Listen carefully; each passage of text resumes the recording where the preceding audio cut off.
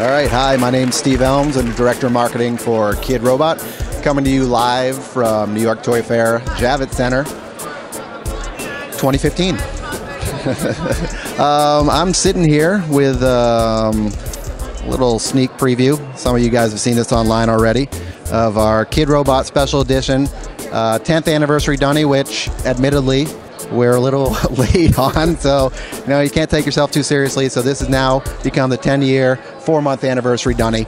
Better late than never.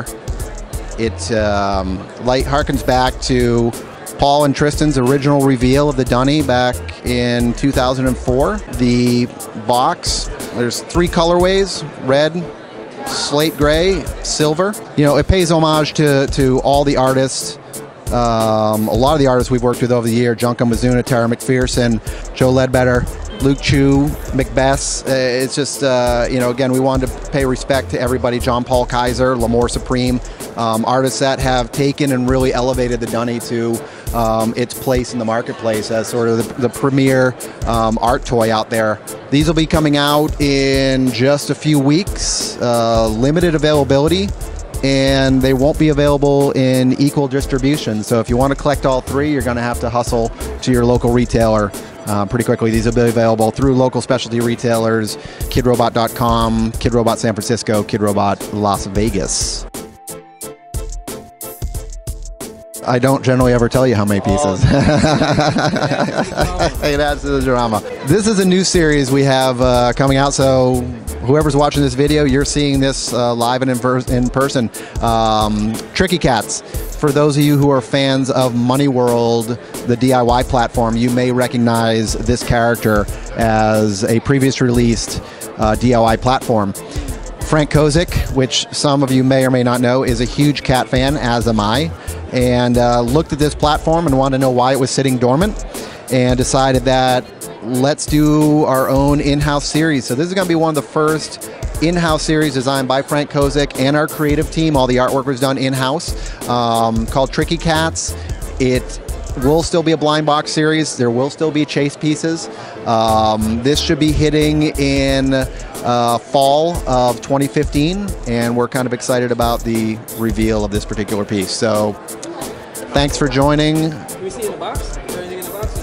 Nope, that's as much as you get to see right now. There is nothing in the box. If you go to our Instagram feed, you'll see a little sneak peek of our first 8-inch Donny coming out in late spring by the artist Junko Mizuna. Some of you may have a 3-inch piece of hers that we did back in 2014, if memory serves me correctly, and that'll be our first 8-inch release. So check out our Facebook page, check out our Instagram feed, check out our Twitter feed for more reveals over the weekend.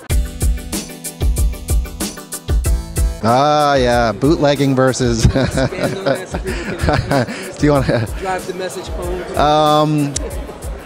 Bootlegging versus customizing. So here's the best way I can explain it. I'll do it in car terms because everybody seems to be able to relate to a car. If you buy a Chevy Camaro and you paint it and you put wheels on it and you soup up the engine and you sell it as a Chevy Camaro, that's okay. You just customized it. You paid respect to Chevy by buying the original Camaro.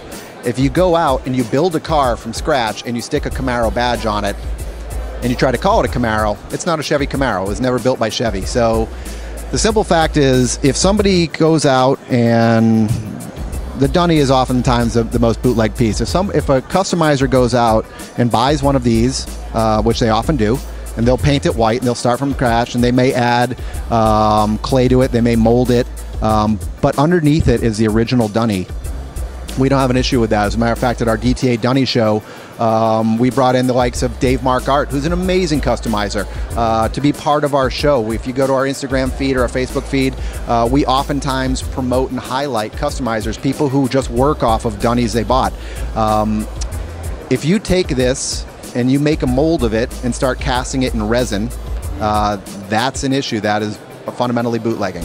And don't forget, this was originally designed by an artist. It supports artists, and really our goal right now is just to make sure that we can support the artists that we work with to the best of our ability. So all I ever ask is reach out to us, and I have conversations all the time with artists who are creating pieces. and I'm as candid with them as to whether or not it's something that we could or could not do. If we're okay, we've worked with and we've allowed people to make recreations of ours because it's a great series, it's a very limited run. It might be something that we can't bring to market, and we come up and we strike an artist agreement with that particular person. Doesn't mean we're always going to say yes, it's okay, or no, it's not okay. And the other thing I think that's important, that if you're making one or two to give to family members, I don't really have an issue with that. It's when somebody opens up a store and wants to start selling these pieces, that's something that we have to take seriously, because again, this is how we make our bread and butter, and it's how we support the larger community and ourselves. So if you have any questions, the easiest way to do it is just reach out to us either through our customer service online form, and they'll get generally everybody in touch with me, and I'll have an honest dialogue with people, have pictures of what you're making or what you'd like to make. I'm pretty easy to deal with, and we can go from there. So the trend of customization, designer, one-offs, limited runs and stuff like that, it's you guys really like cornered the market on that, and I see a lot of people doing it in other industries. From my little background and everything, it seems like you guys really kind of started that trend, and I'm seeing it, in the cycling community and different other communities like that. So definitely influences a lot of different industries. I mean, I'd have to go back to just myself as a collector long before I came on board at Kidrobot. I remember going back into, I've been collecting since the 90s. What really blew me away about particularly this genre of art, because I define it as art and toy. Like, I don't mix the two up. We make toys and we make art. But what I like to try to get across to people is that originally, when you look at something like this, there's a Mishka piece. There's only a few hundred of these in the world. The amount of time and energy to go into crafting the original design, the sculpt, the colorization, the packaging, to get this to market so that a few hundred people can enjoy the vision that Kidrobot and Mishka had about this particular art piece, or any particular art piece out there, whether it's the Cause piece or any of the other amazing pieces out there.